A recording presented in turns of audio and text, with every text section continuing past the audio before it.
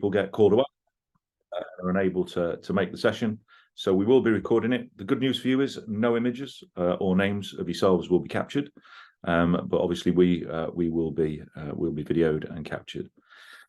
We've muted microphones, but please do use the chat facility for any questions, and we will come back to those at the end. If you can direct those questions to FFT Stephen, and we'll collate those questions and we'll come back to those at the end.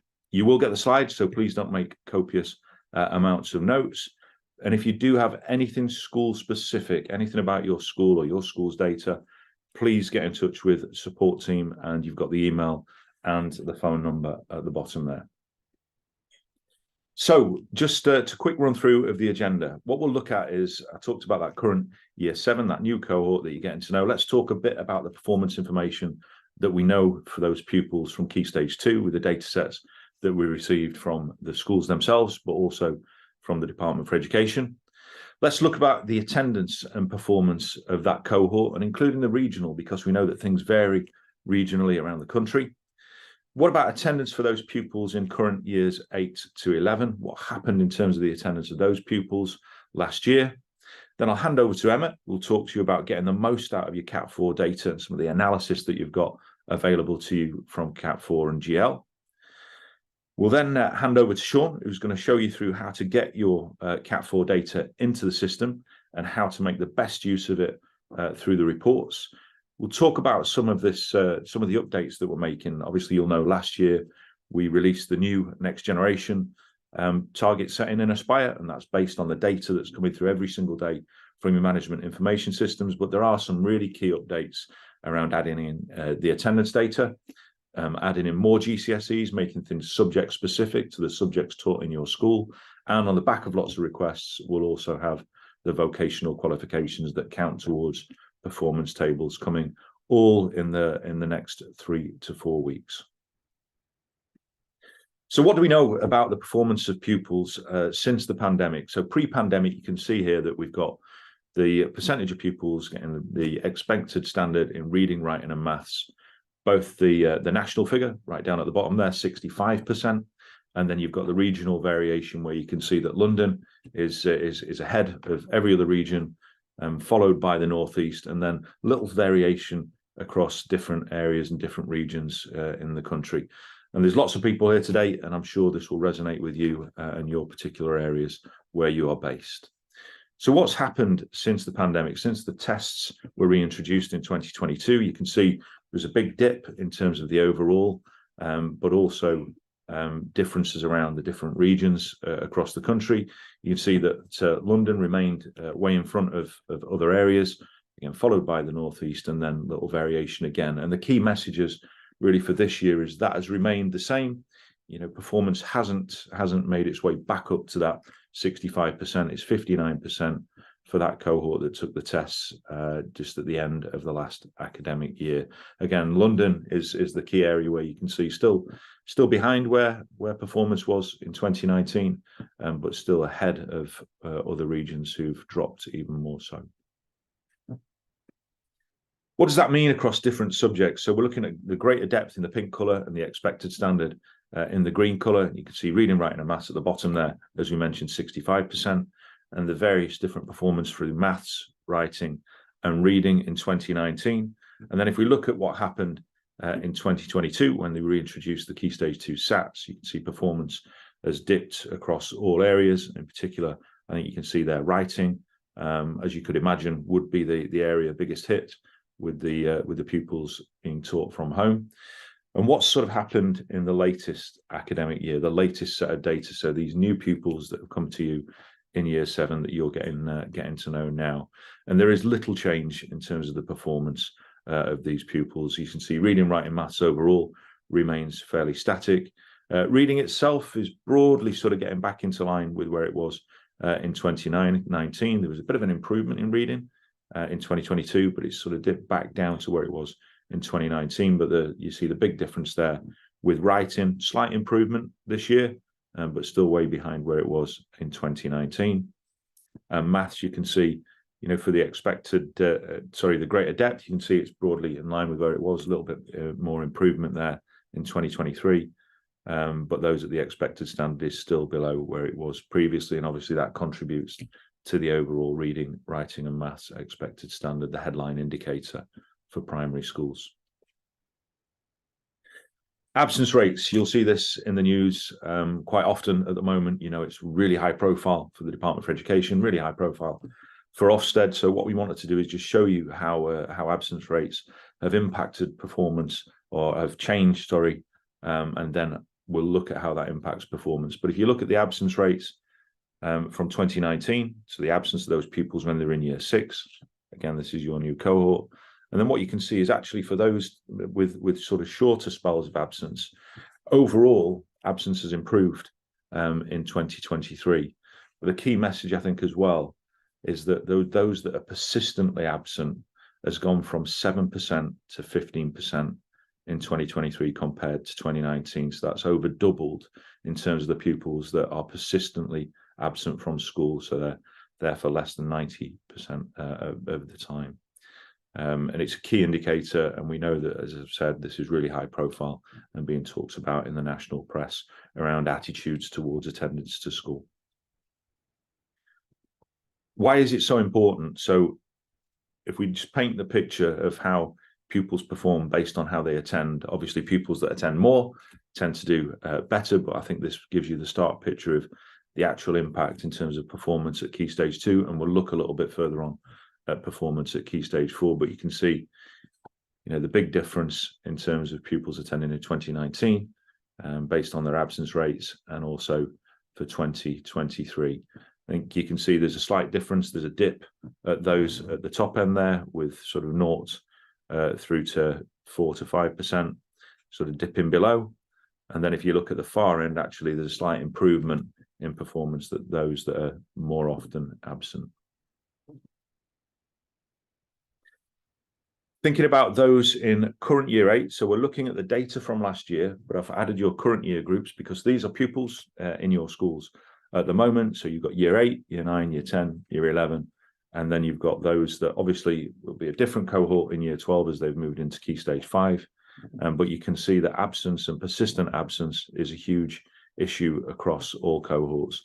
If you look at year 10 and year 11 in particular, obviously missing a huge amount of time in school.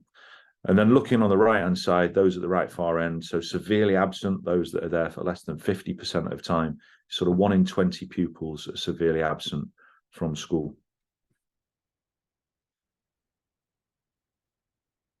And I think that's the key message. You know, these pupils are in your cohorts now. Who are those pupils? How can we help you identify those pupils up front and in advance before they get to take in their Key Stage 4 GCSEs and vocational qualifications? Why is it so important? So we looked at the Key Stage 2 performance by absence, and now if you look at it at Key Stage 4, looking at the latest data set that we've received, you can see for those that with sort of less than 10% on average, they tend to perform better. They get positive Progress 8 scores. And then you can see the big difference for those that are absent more often. And you can see that increases the difference. And you can see overall, you know, around about 3 grades below for those that attend less than 50% or are absent for more than 50% of the time. And again, the key message is, who are these pupils in your current year groups now? And how can we help to identify that? What are their estimates? How can we look at the absence data, the attendance data alongside the estimates? And the key bit there is those cohorts in current years 9 and 10 don't have the Key Stage 2 data, but we have got estimates for those pupils for schools that have entered Cat4 data or intend to input their Cat4 data. We can create those estimates for those pupils. So you do have some estimates. How can we help? So coming in the next 2 to 3 weeks, you'll be able to see attendance data alongside the estimates for the pupils, alongside the context of the pupils. So there's a new area that's coming in to target setting over the next few weeks. And you can see we get the year-to-date attendance. And we give you something that we're calling an alert. So alongside that alert, you can see if pupils are either persistently absent, severely absent, and a new category that we've introduced is at risk. So you'll get an R for pupils that are at risk of becoming persistently absent. Before we look at that, I just want to quickly highlight one pupil here to talk through the information that you're getting around that pupil. The really powerful thing here is you can look at more than one cohort at a time. You don't just have to look at one year group at a time. You can look from year 7 through to 11 and identify pupils that are persistently absent, severely absent, or at risk of being persistently absent. For this example pupil, we can see this is a boy in year 11, a free school meals pupil, who's also EAL, who's a high attaining pupil at Key Stage 2. And we can see the breakdown of the performance at Key Stage 2 across reading, writing and maths, with maths being the strongest subject for this pupil. But we can see this pupil is persistently absent. The year-to-date attendance for this pupil is 66.7%.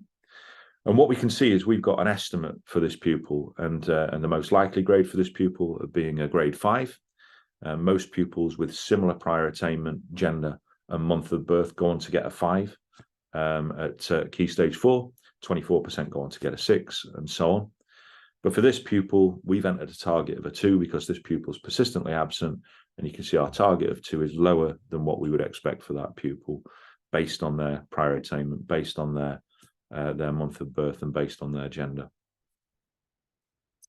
What you can do as well, I said you can look across the whole key stage, and what you can do, or you will be able to do very, very shortly, is filter on attendance as well. So if you want to just look at those that are persistently absent, severely absent, or at risk of becoming persistently absent, you can tick that field, apply it, and then you will just get those pupils, as I say, and it can be at one year group at a time, it can be one subject teaching group at a time, or it can be across the whole of Key Stage 3 and Key Stage 4.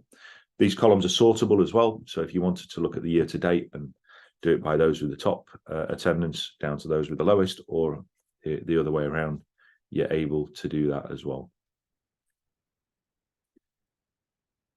And the last thing I just wanted to highlight is, obviously, we talked about Cat4 and your current years 9 and 10 being the key cohorts without any estimates based on Key Stage 2 data due to the lack of tests being taken. But also, as I've mentioned, Cat4 is available across all year groups, and you can put in more than one data set. You can have one in year 7, then you could add one in year 9 if you wanted to, and wanted to get more up-to-date estimates, you can do that.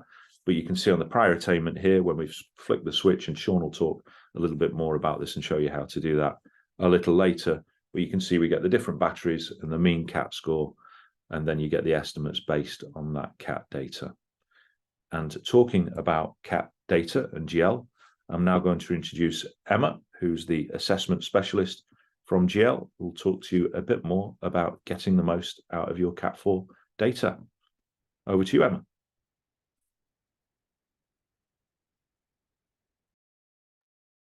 Apologies, just a couple of bugs there when I was trying to share my screen. Good morning. Thank you very much to Craig. I'm just going to spend a short while talking a little bit more about that Cat4 data, as Craig has said. Starting just with a little reminder for anybody who might be quite new to GL. We're obviously being used for well over 40 years now, and are an established and trusted provider of robust standardised assessments to 19,000 schools across 111 different countries. And one of the things that we continue to do is to think about how colleagues in schools can use our assessment data meaningfully, so it really has that real world impact and supporting success for your students. And we really feel strongly about working with colleagues in schools to make sure that children thrive and are successful. And that ethos is supported by our team, who amongst our team, there are educators, former school leaders, teachers, etc., with a combined experience of over 140 years. So we do feel sort of well placed to empathise and understand what colleagues in school are trying to achieve with their data. But our focus today is very much on our Cat4 data. Let me see if I can move my slides along. Apologies. I'm having an issue with moving my slide. There we go. My apologies. Let's have a chat about Cat4 then. So in terms of the Cat4 assessment, this is the most widely used assessment of abilities in the UK and Ireland, and it's assessing the 4 main areas of reasoning that are known to be closely associated with success in learning. So that's verbal, quantitative, non-verbal and spatial.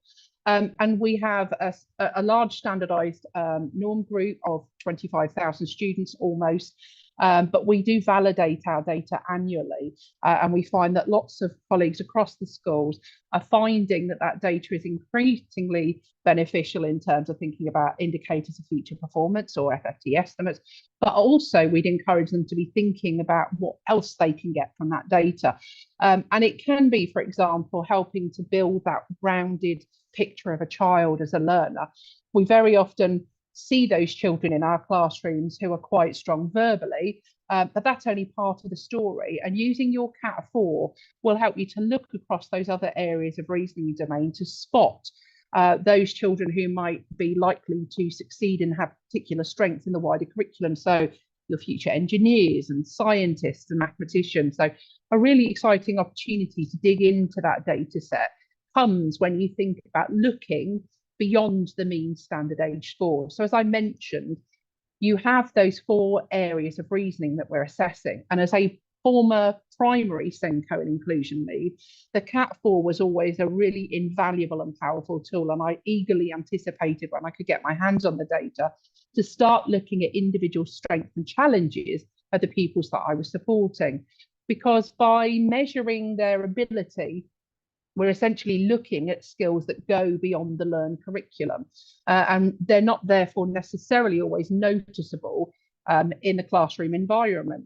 But then when we start to think about those particular assessments and the data from the KS4, and we look at that alongside our teacher judgments and what we know of the child from context, and the other assessments that we offer, things like attainment, so NGRT and progress testing, and those that might even look at barriers to learning. So as Craig says, we're very aware that attendance is a high agenda item for many schools. And so something like the PASS that actually gives you a measure around a factor associated with attitudes to attendance really helps you to build that well-rounded whole pupil view. So what do I mean by looking beyond the mean, and how did that work for me as a previous SENCO? So as we can see, this particular student, as an example, has an overall mean standard age score that falls within the average ranges, and so do each of their individual reasoning batteries or domains. But when we look at another student on this particular set of data, we can see at first glance that this pupil does appear to be working within average ranges for that overall SAS. But what we may not look at immediately is that in this instance, the student has a lower verbal score comparative to those other batteries, which could be an indication of a potential barrier. So one of the things that I would suggest that you do, if you haven't already, you have the HTML version of your KS4, which allows you to filter and manipulate your data to look across those individual batteries and to find out if you've got particular strengths and challenges for certain individual students.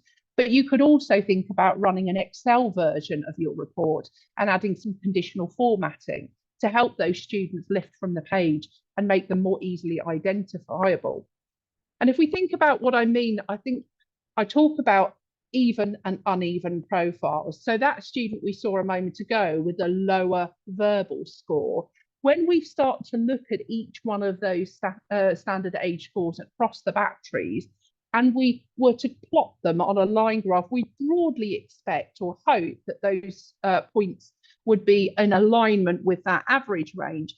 And that's what we see on the left there with Jonah, where all 4 of the battery scores are within those average ranges or are certainly broadly aligned for a learner.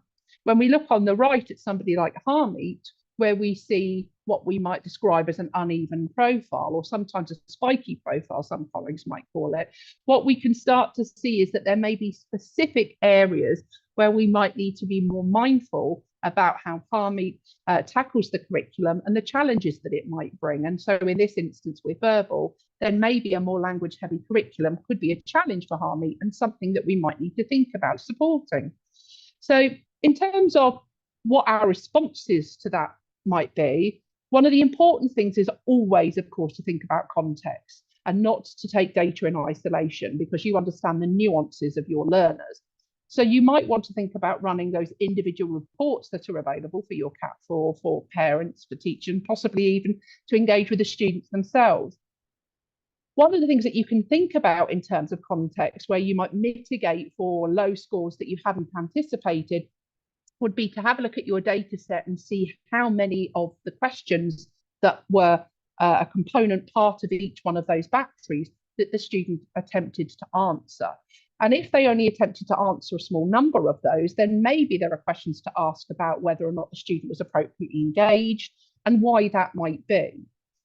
Once you understand the individual profile of scores across all of those batteries, which can be supported by way of the profile summary in those individual reports, and indeed the implications for teaching and learning that are there for you, you can then have a think about our KS4 strategies for learning document, which is full of lots of practical strategies that you could take to support those learners who might have differences or biases between each one of those batteries for reasoning.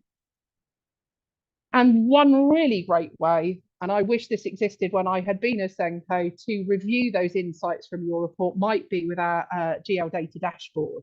And this is where you have the opportunity to look at, if you're a user of 2 or more of our assessments, all of the data for your students in one space. So you can start to triangulate data and build that whole pupil view at a whole school level, at subgroup level, if you're looking at particular vulnerable groups, or at individual student level, as I may have in my previous role. So I'm just going to show you as my penultimate slide, a screen grab of what it looks like. And here we can see a view of our whole cohort's data, so we can really begin to understand the trends for a group of students, perhaps your new incoming year 7s, and down in that bottom left corner is that past data which I mentioned, and you'll see an attitudes to attendance score there that could help to build that context.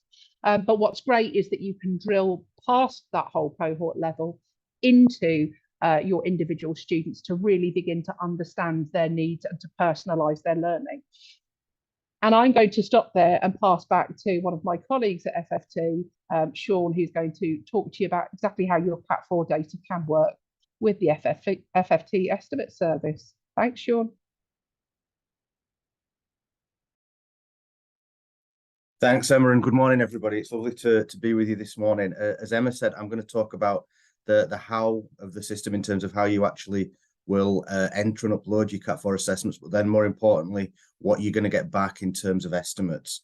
It's a very, very simple process. I know that a lot of you will have done this before. It's a relatively straightforward process. You upload your data via file exchange in Aspire. Just important to note that you would need administration permissions to be able to do this. So if you log into FFT Aspire, and then if you go to the side navigation and find administration, you'll find file exchange under there, and that will then take you to our file exchange page from where you can submit your KS4 scores straight into the estimate service.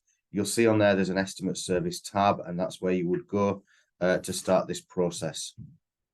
The first step beyond that is to download your template. So you would need to decide which year group, which KS4 test level you're going to enter the data for. There is a guidance link in there that GL have provided, which will suggest which tests are more appropriate for which age group of pupils. You've got on there the drop downs you can see from year 7 through to year 11. You've got the KS4 test from level D, the standard year 7 one through to level G. So you would select the tests, the year groups that are going to be involved in this process, and then from there you would just download the template.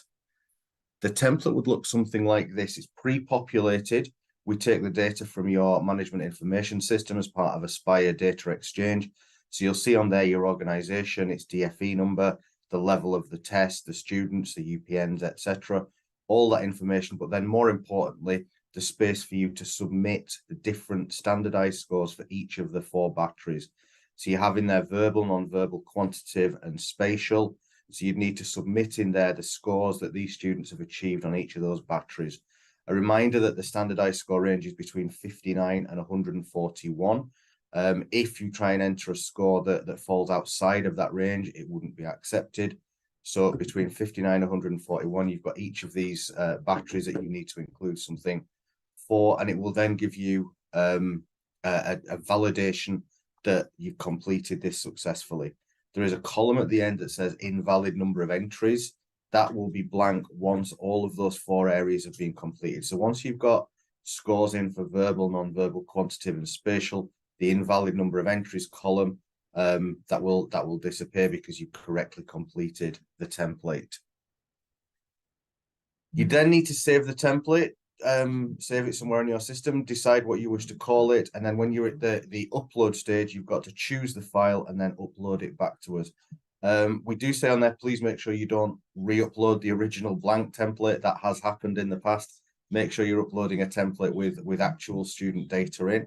So you upload the file back to us, and then you'll get a confirmation. And your confirmation will look like this. The vast majority of you will get the green tick saying it's been successfully uploaded and that your estimates will be displayed in the target setting module. If there are any errors, they will be listed. So just go back and address the errors. It will show you line by line where we've picked up on any errors, so you can change them, resubmit that, and then if you hadn't had the green tick first time, which I'm sure you would have done, then you will get it the next time. Once that's done, we'll tell you that your Cat4 data has been successfully uploaded, and we're going to use that to generate these end of Key Stage 4 estimates. And we're going to have a look now at what you see when those estimates come through. But one of the key things to remember is when you go into the target setting module in Aspire, you will see estimates that either are based on Key Stage 2 data or Cat4 data. And a lot of schools say it's really useful to have that comparison. But obviously, for the purpose of today and for this service, you need to make sure that you're selecting, that you're looking at estimates based on Cat4. And I'll reinforce that as we look at the actual reports. So let's have a look at what the reports will look like. So this is the Aspire homepage, and you can see, I'm sure you're very familiar with this, attendance on the left-hand side, the next generation target setting on the right-hand side. And on this Aspire homepage, what you would see instantly is you'd see an overview of the basics measure. So the 4+ English and Maths, you can see that straight away across all year groups that we have estimates for. If you have any school targets, the school targets will be in there as well. Worth looking at this just to see any range, any differences between year groups, to see the levels of potential within year groups. If you look at this example here, we have year 8 at 84% and year 9 at 40%. So quite significant difference. Just to let you know, all the data for today has been just for demo purposes. We're not looking at an actual school, obviously, but this will give you a really good overview of any potential differences from year group to year group. So that's the overview page, but we're going to go into the target setting module, and we're going to look at this single subject report. Now, this is one of 5 reports. We're going to look at this one predominantly today and another one as well, but there's some other reports that also sit within the target setting module. So this is the single subject report that sits under the subject dashboard. This is incredibly useful for subject teachers, for subject leaders, so they can actually look and see, based on the Cat4 information that you've submitted, what impact will that have on estimates. So looking through this report, we know it's a single subject report, and just as a reminder there, we want to make sure that we're looking at estimates that are based on Cat4, not on the Key Stage 2 outcomes, but on Cat4. So we've selected Cat4 there. We know it's a single subject report. The drop down that you can see in this will default to English language, but as Craig has already said, what we will be doing very, very shortly, what you'll see on here is you will see subjects that are bespoke to your school. So we will look back at your school's curriculum offer for 2022, for 2023, for those thousands of schools who submitted data to us in the early results service. And we will make sure that the initial subject list on there reflects the curriculum offer within your school. Worth also adding that in addition to this, vocational subjects will be coming soon. So you'll be able to search for estimates at a subject level for all of the subjects that you have been offering in your school and will continue to offer over subsequent years. If we then look at the indicator, this indicator on here is defaulted to grade 4 and above. But again, from that drop down, you've got an option to look at different indicators.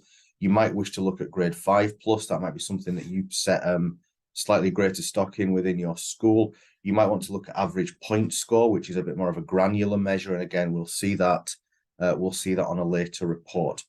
Looking at this, you can see the 50-25. So these are the different levels of challenge you'll be familiar with within FFT. So this is for English language, and you can see, as you'd expect, that the level of challenge is reflected in the estimate. So the higher the level of challenge, as we go up to 5, the higher the expected estimates going from 75 to 79 to 83. But again, it's your choice as to which indicator you use. It will default to grade 4+. Looking at year groups, this will initially look at all year groups, but we'd imagine you'd wish to go in and look at different year groups individually if that's a key focus for you at the moment. Year 9 and 10 would seem really obvious ones, because I'm sure you're aware they're the year groups who are coming through, heading into Key Stage 4 or in Key Stage 4 already, who don't have Key Stage 2 data.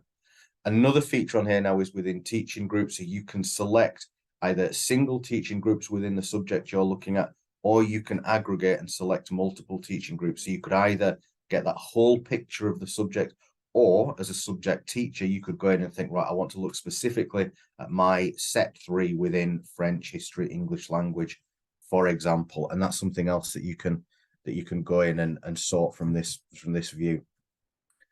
Finally, along the top row, you've got these pupil context filters. So it could be, for example, you know that middle ability boys within your school are a key focus, or even within your subject. So you can filter just on those groups, and the estimates will be reflective of the filters that you've chosen.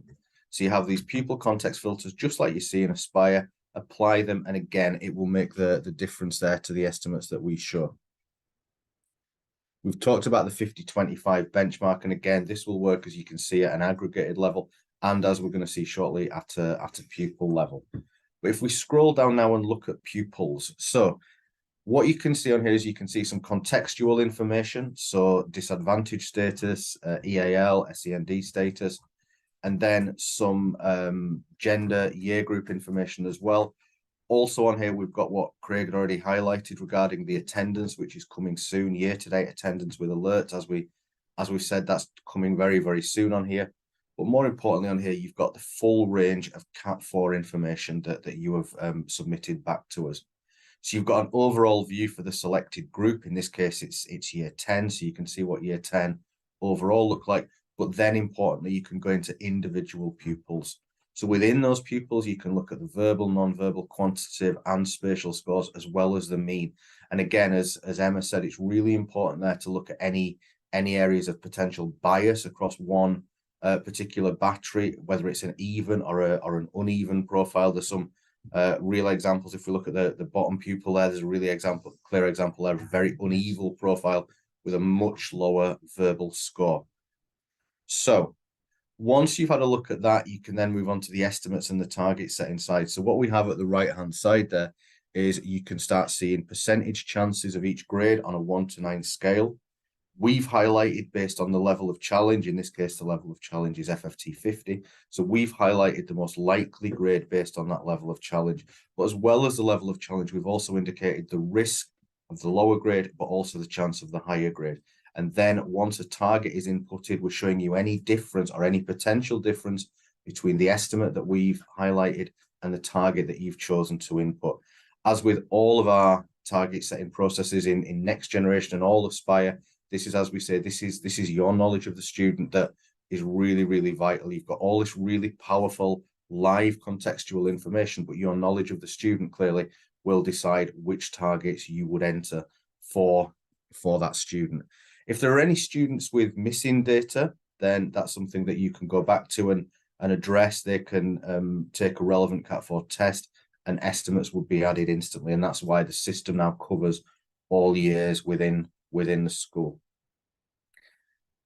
We're just going to look at another report now, and this is the pupil overview report, and this is in the school dashboard. So whereas we've looked previously at the subject group report, the subject leaders, subject teachers would find really useful, this is something that might be more perhaps at a senior leader level, where they want to have a look across the whole Attainment 8 categories and have a look at the different estimates that might sit within there. So it could be senior leaders, pastoral leaders, looking at a year group as a whole. And what this does here is it will take Attainment 8 and then it will break it down into the component pillars that sit underneath it. So English, maths, EBAC and open, and you have estimates for those. The 50-25 applies as you would expect within FFT. The filters and the row that you see across the top will presumably be very familiar to you. So again, you can go into year groups, you can go into teaching groups, you can apply context filters. The difference for this one, because we're looking at aggregated measures, is there is a difference in indicators. So you can see we're looking at attainment rate overall, and as we said, the different component pillars within there. This is the pupil overview report. If we look on here at how that would look at a pupil level, all of that contextual information, all of the Cat4 information remains, but as we'd expect, the types of measures that we're looking at will be different. So we've got the different aspects of attainment 8, we've got entry information, we've got probabilities of achieving basics measure. So if you look at the right-hand end there, you've got 4+ and 5+, and again, some schools are still measuring on 5 grades of 7 to 9. So a range of measures there that hopefully will be very suitable, some cases more than others, for your school context. So you'll know which measures you wish to track against. So you've got all that contextual information, you've got the Cat4 scores, and then you've got these aggregated indicators.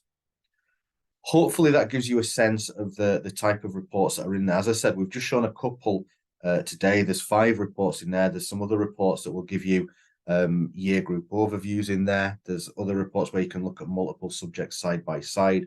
But for today, we thought that the main ones to look at would be something on a subject level and then this aggregated headline measures level.